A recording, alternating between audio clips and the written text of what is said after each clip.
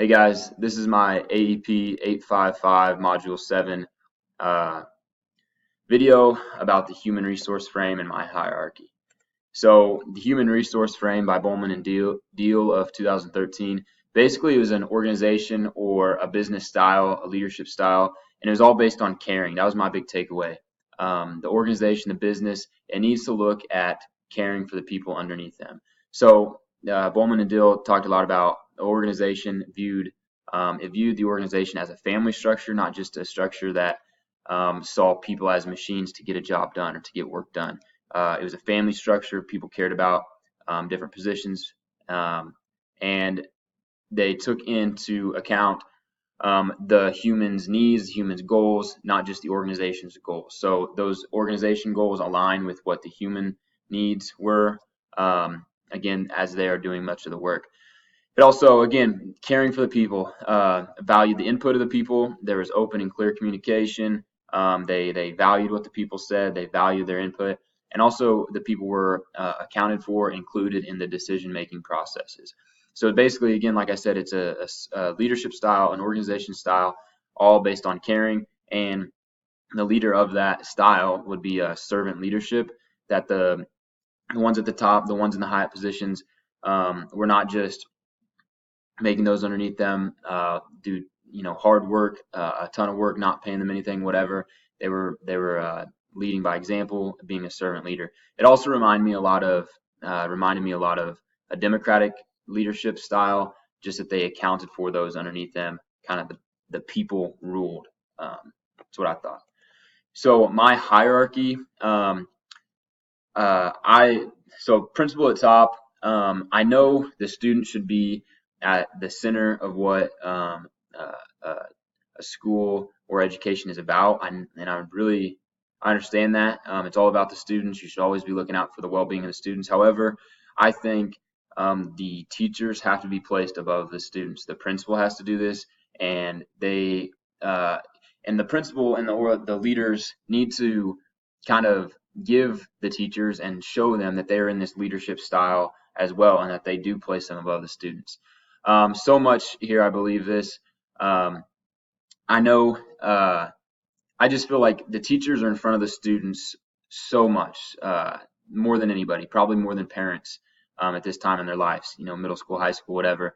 But the teachers see the kids all the time. They're the ones that are interacting with the kids the most. They're the ones that are having to have hard conversations with them, get on to them, tell them they're not doing something right, tell them they're not giving enough, good enough effort, whatever the case may be. They have to have those difficult conversations. They need to be placed at the top.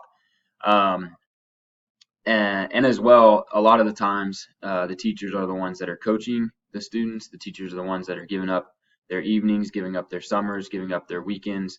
They do so much, and teaching is not a profession where people go to get rich. So, and we've looked into the retention of, the ability to retain teachers is hard. So I think, an emphasis really needs to be placed on putting the teachers in a high up position in this hierarchy. So teachers, that's why I'd place them at the top above students. I understand students, it's all about the kids, it's all about their well-being, but I just think the quality of education that they're going to get is going to be so much better if we really value the teachers. So teachers, students, and then parents.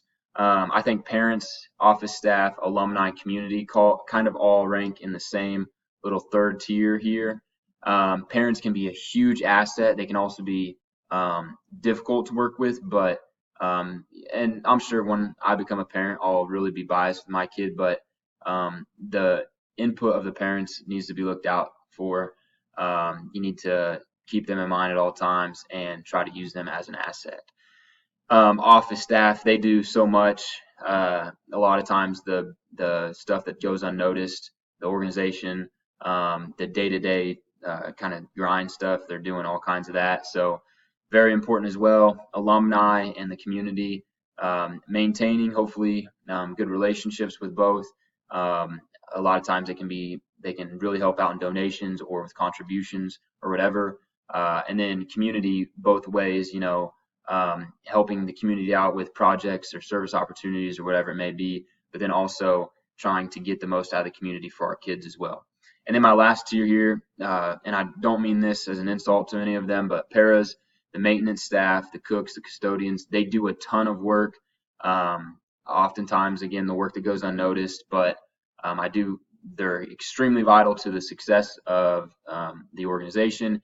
And I would try to, just like with the Bowman and Deal, value their input, value them as human beings, look out for their needs, and keep them in the decision-making processes, all the way around. If we're doing some construction, if we've got whatever the case may be, I would try to ask their opinion, and kind of keep them in the loop as well, because they are huge for the entire operation. So, yeah, thanks, guys.